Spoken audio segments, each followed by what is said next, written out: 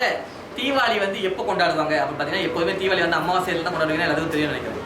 Okay, இந்த தீபாவளியெல்லாம் வந்து எப்போ வரணும் அந்த பஞ்சாங்கம் இதெல்லாம் வந்து பார்த்து செய்கிறவங்க யார்? இந்தியாவில் வந்து ஜோதிடர்கள் பார்த்து செய்வாங்க. எதில் பார்த்து செய்கிறாங்க? பஞ்சாங்கத்தை பார்த்து செய்கிறாங்க. இந்தியாவில் வந்து கணிச்ச ஒவ்வொரு விஷயமும் மலேசியாவில் வேறுபடுமா அப்படி பார்த்தீங்கன்னா வேறுபடாது. எவ்வளோ வேறுபடும்னாக்கா, இந்தியாவில் சன்ரைஸ் டைம் எத்தனை மணி? 5:30 மணி இல்லை 6 மணி வச்சுக்கலேன். 6 மணி ஸ்டாண்டர்ட் டைம் வச்சு ஐஎஸ்டி இந்தியன் ஸ்டாண்டர்ட் டைம் வந்து 6 மணி. அப்போ மலேசியாவில் சன்ரைஸ் டைம் எப்போ? மலேசியன் ஸ்டாண்டர்ட் டைம் 6:30 மணி, 6:30, ஒரு ½ hour லேட் ஆகும். அப்போ அங்கே குறித்த பஞ்சாங்கம் அரை மணி நேரம் வித்தியாசப்படாம தவிர அரை நாள் ஒரு நாளாக வித்தியாசப்படாது. அப்படின்னா இந்தியாவில் வந்து யாராவது தவறாக தீபாவளியை மட்டும் கணிச்சாங்கன்னு வச்சுக்கலேன், அங்கே உள்ள ப்ரொஃபஷனல் எஸ்ட்ரோலஜர்ஸ்லாம் வந்து பாய்காட் பண்ணி எழுதி பேப்பரில் வந்து அவங்க இது பண்ணிடுவாங்க. யார் அதை கணிச்சு கொடுத்தா அவங்களை கூப்பிடுங்க. இந்தியாவில் மலேசியா தப்பு பண்ணி தெரியாத மாதிரி இருந்துடலாம், காது விலங்கு போயிடலாம். தப்பாக செஞ்சிருவாங்க. தப்பாக செஞ்சுட்டு அதை வந்து திருத்தினாக்கா அது கௌரவ குறைக்குன்னு சொல்லிட்டு பிறகு யாராச்சும் வந்து குறைக் பண்ண வந்தால் கூட எனக்கு காது கேட்க விலங்குன்னு போயிடுவாங்க. இந்தியாவில் அந்த மாதிரி செய்ய முடியாது. அதுக்கு ஒரு கலவரமே உண்டாயிடும். பார்த்துருக்கீங்களா? எல்லாத்தையும் கலவரம். எஸ்ட்ரோலஜிலாம் என்ன செஞ்சுருவாங்க, அதுக்கும் மேலே அங்கே வந்து கான்ஃபரன்ஸ் கல்கட்டாவில் பார்த்தீங்கன்னா வருஷத்துக்கு ஒருக்கா இந்த எஸ்ட்ரோலஜிக்கல் கம்யூனிட்டி வந்து கான்ஃபரன்ஸ் நடக்கும். தேசிய, அதாவது உலக அளவில், இன்டர்நேஷனல் லெவல், உலகத்தில் உள்ள எல்லா எஸ்ட்ரோலஜரும் அங்கே போய் மாநாடு செய்வாங்க. அங்கெல்லாம் அந்த எஸ்ட்ரோலஜி யார் எழுதுனா நீ கணிச்சு கொடுத்தவங்க வந்து பேர் வரும், இவங்க தான் கணிச்சு கொடுத்தாங்க தீபாவளி இன்னைக்குன்னு. அந்த மாநாடு இவர் போவாருனாலும் தெரியாத மாதிரி ஒழிஞ்சிக்கிட்டாலும் மாநாட்டில் அவர் அதுக்கு மேலே தலை காட்ட முடியாத அளவு பண்ணிடுவாங்க. இந்தியாவில் இந்த கணிக்கிற விஷயத்தில் தப்பு பண்ண முடியாது. தப்பு பண்ணுறவங்க இருக்காங்க, ஆனால் தப்பு பண்ண முடியாதுங்க. இது பெரிய லெவலெலாம் போய் இது பண்ண முடியாது. மலேசியாவில் என்ன வேணாலும் பண்ணலாம், பண்ணி தெரியாத மாதிரி இருக்கும். தெரியாத ஸ்கீல் இருக்கலாம், ஸ்டீல் என்னமோ நடக்காத மாதிரி. இவ்வளோ பெரிய விஷயம் செஞ்சாலும் தெரியாத மாதிரி இருக்கலாம் அந்த லெவலில். ஏன்னா இங்கே வந்து ரொம்ப தெரியாது, பஞ்சாங்கன்னா என்ன தெரியாது, எஸ்ட்ரோலஜி ரொம்ப குறவாக இருக்காங்க. அப்படி தெரிஞ்ச வயசுல கூட நமக்கு என்ன தெரியாது, பண்ணுறது பண்ணிக்கிட்டு போயிட்டு தெரியாத மாதிரி இருக்கவங்க இருக்காங்க அந்த மாதிரி. ஸோ நம்ம வந்து தீபாவளி எப்போ வரோம்னாக்கா அமாவாசைக்கு தான் வரும். நீங்கள் எப்பவுமே பயப்படாதீங்க. இந்தியாவில் நீங்கள் இப்போ இன்டர்நெட்டில் போய் பாருங்கள், இந்தியாவில் இந்தியன் ஸ்டாண்டர்ட் டைமில் வந்து எப்போ வந்து தீபாவளி கொண்டாடுறாங்க, எப்போ கார்த்திகை கொண்டாடுறாங்க, எப்போ கந்தசஷ்டி கொண்டாடுறாங்க பார்த்துட்டு நீங்கள் ஒரு ½ hour நீங்கள் வந்து நம்ம ஊருக்கு வந்து அவங்க 6 மணி நேரம் 6:30 மணிக்கு தள்ளி விட்டு பாருங்கள். ஓடலைனாக்கா ஓகே ஃபைன் அன்றைக்கி தான். அப்போ நாள் எப்போ உதிக்குது, அப்போ நாள் எப்போ ஆரம்பிக்குதுனாக்கா வெள்ளைக்காரங்க நம்மளுக்கு 12 மணிக்கு ஆரம்பிக்க மாட்டோம். 12 மணி 6:30 மணிக்கு விடிஞ்சால் தான், பொழுது விடிஞ்சால் தான் வந்து சூரியன் உதயமாக தான் வந்து நம்மளுக்கு முதல் நாள் பிறக்குதுன்னு அர்த்தம். இதுதான் நமக்கு நல்லா தெரியும். ஓகே, ரெண்டாவது விஷயம் நம்ம என்ன தெரியணும்னாக்கா, நம்மளுக்கு ஒரு கேலண்டரில் 2 கேலண்டர் பார்க்குறோம். நம்ம 2 விதமான கேலண்டர் பஞ்சாங்கம் இருக்குது. ஒரு கேலண்டர் வந்து சூரிய கேலண்டரு, சோலார் கேலண்டர்னு சொல்லுவாங்க. இன்னொரு கேலண்டர் வந்து லூனா கேலண்டர். இப்போ நம்ம வெள்ளைக்காரங்களோட கேலண்டர் பாய்ச்சி இருக்கோம்ல, இது வந்து சோலார் கேலண்டர், சூரியனோட நாள் படி வந்து குறிச்ச கேலண்டரு. ஆனால் நம்ம பஞ்சாங்கத்தில் பார்க்குறது வந்து சந்திரனோட நாள் குறிச்சபடி வாழும். இப்போ நீங்கள் பாருங்கள், நம்மளும் ஜாதகம் பார்ப்போம், வெள்ளைக்காரங்களும் ஜாதகம் பார்ப்பாங்க. வெள்ளைக்காரவங்க இந்த ஒயிட் ஹவுஸ் கட்டினாங்களே, அது கல் வைக்கும் போது சரி கட்டும் போது எல்லாம் ஜாதகம் தான் வச்சாங்க. இன்றைக்கி ராக்கெட் லான்ச் பண்ணாலும் ஒயிட் ஹவுஸில் வந்து பார்த்தீங்கன்னாக்கா ஜாதகம் பார்த்தே ஆகணும். ஆனால் அது ப்ரிடிக்ஷன் செய்வாங்க. என்ன ப்ரிடிக்ஷன் எப்படி செய்வாங்கன்னா, பேஸ் ஆன் சன்னோட பாத் படி, சூரியனோட அது மூமெண்ட் படி வந்து இது பண்ணுவாங்க. ஆனால் நம்ம ஏஷியாவில், அதாவது இந்தியாவில், முக்கியமாக தென்னிந்தியாவில் வந்து சூரியனோட பாதையை கணக்கு பண்ண மாட்டோம், சந்திரனோட பாதையை கணக்கு பண்ணுவோம். ஏன் அப்படி பண்ணுறோம் அப்படின்னாக்கா, அவங்க நம்ம என்ன சொல்கிறோம்னா, சூரியன்னாக்கா நம்ம உடம்பு மாதிரி, சந்திரன்னா நம்ம மனசு மாதிரி. சந்திரன்னா சாஃப்ட்வேர், சூரியன்னாக்கா ஹார்ட்வேர். அப்போ ஹார்ட்வேர் முக்கியமாக சாஃப்ட்வேர் முக்கியமானாக்கா, சாஃப்ட்வேர் முக்கியம்னு சொல்லி சந்திரனோட பாத்தை கணக்கு பண்ணாங்க. ஹார்ட்வேர் சரியாக வந்துடும் தெரியும். அப்போ வெள்ளைக்காரவங்க அந்த அளவுக்கு டெக்னாலஜி தெரியாது, அதனால் அவங்க வந்து சூரியன் பாத்தை கணக்கு பண்ணிட்டு ப்ரெடிக்ட் பண்ணிட்டு வராங்க. அந்த ப்ரெடிக்ஷன் எத்தனை % வேலை செய்யணும்னா 30% வேலை செய்யும். இது எத்தனை % வேலை செய்யணும்? 70% வேலை செய்யும். இந்த ரெண்டையும் சேர்த்திங்கன்னா 100% வேலை செய்யும். அப்போ நம்ம என்ன செய்வோம்னாக்கா, இந்த சந்திர கேலண்டரை தான் பார்ப்போம். இந்த சந்திர கேலண்டர் எப்போ ஆரம்பிக்கும், லூனா கேலண்டர் எப்போ ஆரம்பிக்கும்னாக்கா, தீபாவளி அன்னைக்கு தான் புது வருஷம். சந்திரன் கேலண்டர் படி தீபாவளி அன்னைக்கு தான் புது வருஷம். புரியுது என்ன சொன்னேன்? அப்போ தீபாவளி எப்போ ஆரம்பிக்கணும்? பிறையில தான் ஆரம்பிக்கணும், திதியில தான் ஆரம்பிக்கணும். திதி எப்போ ஆரம்பிக்குதோ அப்போ தான் தீபாவளி வந்து ஆகணும். அப்போ திதி எப்போ ஆரம்பிக்குது? சதுர்தசிலையா இல்லை வந்து அமாவாசையிலையா? அமாவாசை. சதுர்தசினா என்ன சொல்லுவாங்க, அதுக்கு பேர் சிவராத்திரின்னு சொல்லுவாங்க, மாத சிவராத்திரின்னு சொல்லுவாங்க. கேள்விப்பட்டீங்களா? அமாவாசைக்கு அன்னைக்கு சதுர்தசின்னு சொல்லுவாங்க. அதுக்கு வந்து சிவராத்திரின்னு கேலண்டரில் பார்த்து சிவனோட படம் போட்டுப்பாங்க. சிவராத்திரினா என்னது? நான் கொஞ்ச நேரத்துக்கு இப்படி பேசியிருக்கமா சொல்லியிருப்பேன். இந்த உலகத்துக்கு முன்ன சக்தி இருந்தாங்க, சக்தி தான் இந்த உலகமாக ஆனாங்க. சக்திக்கு முன்ன யார் இருந்தா? பிளாக் ஹோல், இருள் இருந்துச்சு. அந்த இருளோட கடவுள் யாருன்னு சொன்னேன்? சிவன் சொன்னேன். சிவன் இருள் ஆடுற கடவுள். நீங்கள் இந்தியாவுக்கு போனீங்கன்னாக்கா எல்லா கோயிலும் சாத்திடுவாங்க. கிராணம் பிடிக்கும் போது சிவன் கோயிலை மட்டும் திறந்து வச்சுருப்பாங்க. நேஷனில் எந்த அளவுக்கு ப்ராக்டிஸ் பண்ண முடியாது. சிவனுக்கு அந்த எந்த கிராணம் இருள் எதுவுமே பண்ணாது, தோஷம் ஏற்படாது. ஏன்னா அவர் இருள் ஆளுற கடவுள். அப்போ அதனால தான் சிவராத்திரி என்னைக்கு விழுதோ அன்னைக்கு பிறை நிலா இல்லாத நாள்னு அர்த்தம். அப்போ நிலா இல்லாத நாள் மறுநாள் நிலா உருவாக பிறை ஆரம்பிக்கிற நாள். அப்போ அமாவாசை வந்து நிலா ஆரம்பிக்குதுன்னு அர்த்தம். அப்போ தீபாவளி பண்டிகைன்றதே வந்து புது வருஷத்தை கொண்டாடுற பண்டிகைன்னு சொல்கிறோம். அப்போ புது வருஷம் கொண்டாட வந்து வருஷ கடைசியில் கொண்டாடுவோமா இல்லை வருஷம் ஆரம்பிக்கிறது கொண்டாடுவோமா? வருஷம் ஆரம்பிக்க தான் கொண்டாடுவோம். அப்போ நம்ம கேலண்டர் எப்போ ஆரம்பிச்சு இப்போ புரிஞ்சிருப்பீங்க. நம்ம சந்திர கேலண்டர் படி, லூனா கேலண்டர் படி நம்மளோட புது வருஷம் எப்போ ஆரம்பிச்சு? தீபாவளி அன்றைக்கி தான் ஆரம்பிக்கும்.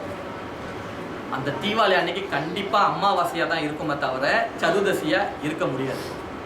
வழியில் இருக்கிறதுக்கு இதுக்கு ஒரு கருத்து வேறுபாடு இருக்குது தென்னிந்தியாவுக்கும் வட இந்தியாவுக்கும். வட இந்தியாவில் சதுர்தசி தான் வந்து, அதாவது அமாவாசை தான் நிலா இல்லாத நாள், பிறை இல்லாத நாள்னு சொல்லி அங்கே வாதம் கொண்டாடிட்டாங்க. இப்போ என்ன செய்றாங்க, தென்னிந்தியாலையும் அவங்க மாதிரி அவங்க சொன்னதை நம்பிக்கிட்டு அதை மாற்றிக்கிட்டாங்க. இப்போ அமாவாசை வந்து பிறை இல்லாத நாள், இருள் நாள். ஆனால் அந்த செட்டியார்கள்ட்ட போய் கேட்டிங்கனாக்கா, நீங்கள் அமாவாசை அன்னைக்குனா நிலா இல்லாத நாள் எதுவும் செய்யக்கூடாதுனாக்கா அவங்க சொல்லுவாங்க, நாங்கள் அமாவாசை அன்னைக்கு தான் எல்லாமே செய்யணும். அன்னைக்கு தான் நகை வாங்குவாங்க, அன்னைக்கு தான் ப்ராப்பர்ட்டி வாங்குவாங்க, அன்னைக்கு தான் பிஸ்னஸ் ஆரம்பிப்பாங்க, அன்னைக்கு தான் கடை திறப்பாங்க, அன்னைக்கு தான் கடை ரெஜிஸ்டர் பண்ணுவாங்க, எல்லாம் அன்னைக்கு தான் செய்வாங்க. செட்டியார் கம்யூனிட்டி வந்து தொழில் பண்ணி நஷ்டப்பட்டு போன கேள்விப்பட்டிருக்கீங்களா? ரொம்ப ஆள் வந்து 10 பேர் தொழில் பண்ணாங்கன்னா 8 பேர் நஷ்டப்பட்டு போயிடுவாங்க. ஏன்னா அந்த ரகசியம் தெரியாது. அவங்க பாரம்பரியமாக தலைமுறையாக வந்து இந்த பாரம்பரியத்தை கெடுக்காமல் அதை பார்த்துக்கோங்க. எங்கே இருந்தாலும் பார்த்தீங்கன்னா செட்டியார் கோயில் பார்த்தீங்கன்னா செட்டியார் கோயிலாகவே தான் இருக்கும். நீங்கள் பார்த்தீங்கன்னாக்கா இப்போ கோயில் மூலஸ்தானத்தில் என்ன செய்வாங்க, எல்லாம் வந்து லைட் மாட்டிருக்காங்க, ஸ்பாட் லைட் வச்சுருக்காங்க. பார்த்தீங்களா? உங்களுக்கு காசு வந்துச்சுனாக்கா ஒரு 10,000 வெளியோ இல்லை 1,00,000 வெளியே எடுத்து இந்தியாவுக்கு தமிழ்நாட்டுக்கு போங்க. தமிழ்நாட்டில் போய் ஃபேமஸான கோயில் இருக்குது. மதுரை மீனாட்சி அம்மனாக இருக்கலாம், உங்களுக்கு பிடிச்ச சாமி பிள்ளையார் சாமியாக இருக்கலாம். அந்த சாமி கோயிலில் போயிட்டு சொல்லுங்கள், நான் 10,000 வெளியே கொண்டாந்துருக்கேன் மைஷா காசு, இல்லை 1,00,000 வெளியே கொண்டாந்துருக்கேன், மூலஸ்தானத்துக்குள்ள ஸ்பாட் லைன்லாம் போட்டு விட்டுறேன், முடியுமான்னு கேளுங்க. விரட்டி அடிச்சிடுவாங்க. பேசி நம்ம விரட்டி அடிச்சிடுவாங்க. ஏன் சாமியை விரட்டி அடிக்க பார்க்குறியான்னு கேட்பாங்க. இன்றைக்கும் செட்டியார் கோயிலுக்கு போனீங்கன்னாக்கா உள்ளுக்கு மூலஸ்தானம் இருளாக இருக்கும். அந்த விளக்கு எரியதில் அந்த ஜோதி தான் காமிக்கும். இப்போ நம்ம என்ன நினைக்கிறோம், ஒரு சாமி முடிஞ்சு தெரியணும், ஸ்பாட் லைன்லாம் போட்டு மக்கள் வந்து சாமியை பாருங்கள், சாமி எவ்வளோ அழகாக இருக்குது பாருங்கள், எப்படி சிரிக்கிறாங்க பாருங்கன்னு சொல்லி சாமி அங்கே இல்லவே இருக்காது. சாமியாக இருக்கானாக்கா சக்தினா என்னது? நான் சக்தி வந்து இருள்லேருந்து வெடித்து உருவாகிற காலம் தான் சக்தி. உருவான பிறகு அது இந்த பஞ்சபூதமாக மாறிடுது. இப்போ சக்தி நான் வந்து முளைக்கிறது, உருவாகிறது. முளைக்கிறது உருவாகிறதுலாம் எங்கே வரும்? இருளில் தான் வரும். பிள்ளை எங்கே வருது? கருவுக்குள்ளே இருட்டில் வருதா இல்லை கருவுக்கு வெளியே அலமரில் வருதா? கருவுக்குள்ளே இருந்தால் அவன் வெளியே, நீங்கள் வெளியே எடுத்து வச்சு வளர்த்தீங்கன்னா வளராது. செடி எங்கே வரும்? மண்ணுக்குள்ளே வருதா இல்லை மண்ணுக்கு வெளியே மேலே லைட்டில் வருதா? எது உருவாகினாலும் சக்தி இருந்தாலும், சக்தி நடமாடணும், சக்தி இருக்கணும்னாக்கா இருளில் தான் சக்தி இருந்தாலும். வெளிச்சத்துக்கு கொண்டாங்க சக்தி அங்கே இருக்க முடியாது. போட் லைட் போட்டால் எப்படி சக்தி அங்கே இருக்கும்? அன்னைக்கு தான் எல்லாமே ஆரம்பிக்கும், எல்லாமே உருவாகும், பிறை ஆரம்பிக்கும். அந்த நாள் தான் வந்து வருஷம் பிறகு, அந்த நாள் தான் தீபாவளி. தீபாவளி எப்படி கொண்டாடணும் அப்படின்னாக்கா, நான் ஒரு நாளை எப்படி ஆரம்பிக்கணும்னாக்கா குளிச்சுட்டு தான் ஆரம்பிக்கணும். நாளை ஆமாம் சொன்னாங்க, ஒரு நாளை ஆரம்பிக்கணும் குளிச்சுட்டு தான் ஆரம்பிக்கணும். குளிச்சாக்கா என்ன செய்றீங்க? குளிச்ச கையோடையே குளிக்கிறதுக்கு முறை இருக்குது, அதை நமக்கு பேச முடியாது, நம்ம இருதனை பேசிக்குவோம். குளிச்சுட்டு எப்படி துவட்டுறதுன்னு சொன்னாங்க, அவங்க ஸ்பைனல் கோட்டை தான் வந்து துண்டை வச்சு துவட்டணும். கேள்விப்பட்டிருக்கீங்களா? எத்தனை பேர் கேள்விப்பட்டிருக்கீங்க? குளிச்ச பிறகு நெஞ்சில் தோட்டக்கூடாது, முதுவத்தான் முதல்ல தோட்டணும்ட்டு. ஓகே, காவாசி பேர் தோட்டுருக்கீங்க. அப்போ உங்களுக்கு தெரியுது ஏன் வந்து முதுகில் தோட்டணும், அப்போ ரெண்டாவது ஏன் நெஞ்சில் தோட்டணும் அப்படின்னு பார்த்தீங்கன்னா, எங்கே இடத்த முதல் தொடக்கிறீங்களோ, ஈரப்பசையை தொடக்கிறீங்களோ அங்கே வந்து மூதேவி வந்துடுவாங்க. மூதேவினா யாருன்னா மகாலட்சுமியோட அக்கா அலக்ஷ்மி. அலக்ஷ்மினா மூதேவின்னு அர்த்தம். ரெண்டாவது இடத்துல எங்கே தொடக்கிறீங்களோ அங்கே வந்து ரெண்டாவது லட்சுமி வருவாங்க. நீங்கள் முதல்ல எடுத்தோடனே நெஞ்சை தொடச்சிங்கன்னா அலக்ஷ்மி மூதேவி வந்து நெஞ்சில் வந்து பார்த்துருவாங்க. பின்னால் தொடச்சின்னா அங்கே போய் லட்சுமி வந்துருவாங்க. அப்போ நான் வந்து எடுத்தோடனே தலையை தான் தோட்டுவேன். அப்போ உங்களுக்கு மூதேவி வந்து தலையில் உட்காந்துட்டாங்க. நான் மாற்றி தான் சொல்ல முடியாது, அதான் உண்மை. இது வந்து சயின்டிஃபிக்கலாக வேலை செய்யும். நான் சயின்டிஃபிக்கலாக எக்ஸ்பிளைன் பண்ண முடியாது, அது டைம் வேணும். அப்போ மொத எங்கே தொடக்கிறீங்க அப்போ நீங்கள் ஒன்றா பார்த்துவீங்க. ஐயோ துண்டு எடுத்தோம் முதுகுன்ட்டு போய் முதுகு கொண்டு போய் எங்கேயும் முன்னுக்கெல்லாம் படாமல் முதுகில் கொண்டு வச்சுருவீங்க. லக்ஷ்மி வாசம் செய்யக்கூடிய இடம் இது இதயம் தான் லக்ஷ்மி வாசம் செய்வாங்க. அப்போ முதுவை ஸ்பைனல் கூட தொடச்சிட்டு அப்புறம் நெஞ்சை தொடச்சிட்டு அப்புறம் நீங்கள் முகத்தை தலையில் எங்கே தொடக்கணும். இதை செஞ்சுருங்க. அப்புறம் தான் ஒரு நாள் ஆரம்பிக்கணும். மூதேவியை விரட்டி பின்னால் தள்ளி விட்டுட்டு லக்ஷ்மியை முன்னுக்கு வர வைக்கணும். மூதேவியும் லக்ஷ்மியும் ஒரே இடத்துல இருந்தாகணும். ஆனால் அவங்கள பின்னால் வச்சுருக்கணும், லட்சுமியை முன்னுக்கு வச்சுருக்கணும். அது சயின்ஸ். அதாவது நெகட்டிவ் எலக்ட்ரோமேட்டிக் எனர்ஜி பாசிட்டிவ் எனர்ஜி ரெண்டும் இருந்துக்கோ எக்ஸிஸ்ட் பண்ணிகிட்டே இருக்கும். அதை எதுவுமே அழிக்க முடியாது, இன்னும் புதுசாக உருவாக்க முடியாது. லக்ஷ்மியை அழிக்க முடியாது, உருவாக்க முடியாது. அலட்சுமியை உருவாக்க முடியாது, அழிக்க முடியாது. அதே மாதிரி தீபாவளி எப்படி ஆரம்பிக்கணும்னாக்கா, தீபாவளி அன்னைக்கு வீட்டில் உள்ள உடஞ்சி போன டப்பா, க்ராக் பண்ண மங்கு பானை, க்ராக் பண்ண கிளாஸு, க்ராக் பண்ண பாட்டிலு, இந்த கிழிஞ்சி போன சட்டை, கிழிஞ்சி போன ஜீன்ஸு, ஏன்னா கிழிஞ்சி போன ஜீன்ஸ் தான் ஸ்டைலாக வாங்கி வச்சுருக்காங்க. அது நான் ஒன்றும் சொல்கிற மாதிரி இல்லை. எதெல்லாம் நீங்கள் ஓட்டை வந்துருச்சு கிழிஞ்சிருச்சு அதை பார்த்தாலே கண்ணு அங்கே தான் போகுது, ஓட்டை வந்துருச்சு அங்கே அதை பார்த்தாக்கா தான் க்ராக் பண்ணியிருக்காங்கன்னு போது போனீங்கன்னாக்கா எங்கெல்லாம் நீங்கள் வந்து அதை பார்த்தீங்கன்னா அங்கே வந்து நெகட்டிவிட்டி போய் ஆட்டோம். எதை வந்து உடஞ்சிருக்கா அப்படிலாம் அதை உடஞ்சது தான் பார்ப்பாங்க. நல்லா இருக்கிறது யாரும் பார்க்க மாட்டாங்க. எங்கே உடஞ்சிருக்கோம் எங்கே கிழிஞ்சிருக்கோம் எங்கே ஓட்டம் வந்துருக்கோ அங்கே தான் போய் பார்ப்பாங்க. அந்த நெகட்டிவிட்டி அந்த நெகட்டிவ் இதே போய் அங்கே போயிட்டு பார்த்தீங்கன்னாக்கா அங்கே நெகட்டிவிட்டி அட்டாக் பண்ண ஆரம்பிச்சிடும். நீங்கள் என்ன செய்யணும், தீபாவளி அன்னைக்கு எல்லாத்தையும் தூக்கி வீசிட்டு ஏதாவது இருக்க போகிறீங்களோ வீச போகிறீங்களோ எல்லாம் பண்ணிட்டு தீபாவளி அன்னைக்கு ராத்திரி தீபாவளி அன்னைக்கு ராத்திரி எல்லாத்தையும் சுத்தம் பண்ணிட்டு வீட்டை கூட்டி சுத்தம் பண்ணி தள்ளிடணும். அப்படின்னா அலட்சுமியை பின்னால் தள்ளி கொண்டு போயிருங்க.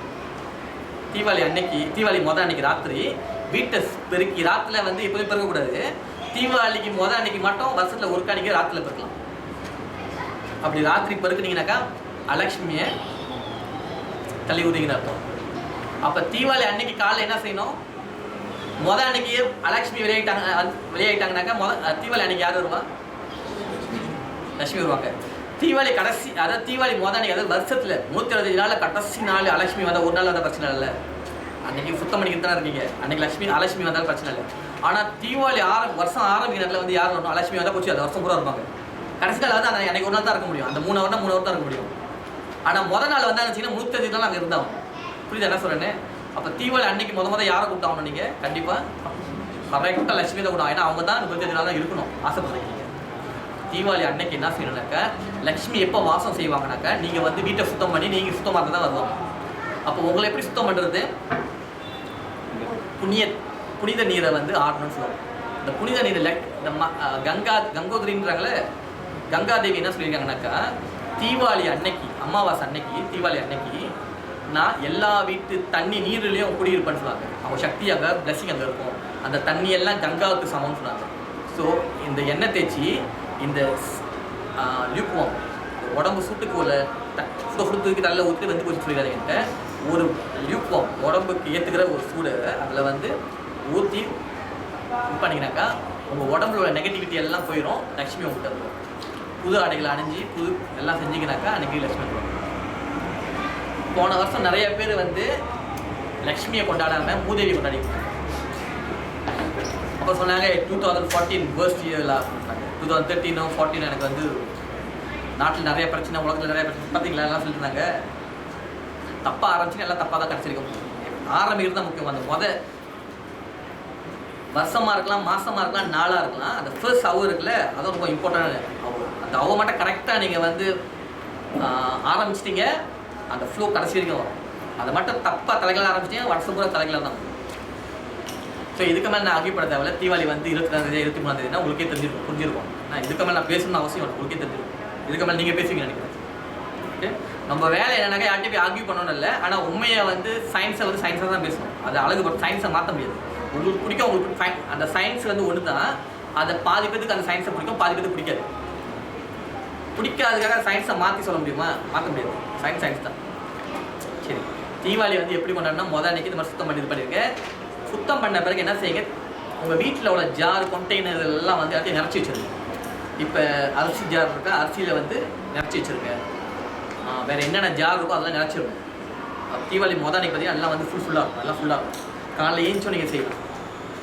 காலையில் ஏஞ்சி என்னென்ன நிறச்சி வைக்கணுமோ எல்லாம் மாட்டி ஸ்டாக் வாங்கி வச்சுருங்க. விடிஞ்ச உடனே குஞ்சிக்கிட்டே வந்துட்டு எல்லாத்தையும் வந்து நிரப்பி வச்சுருங்க.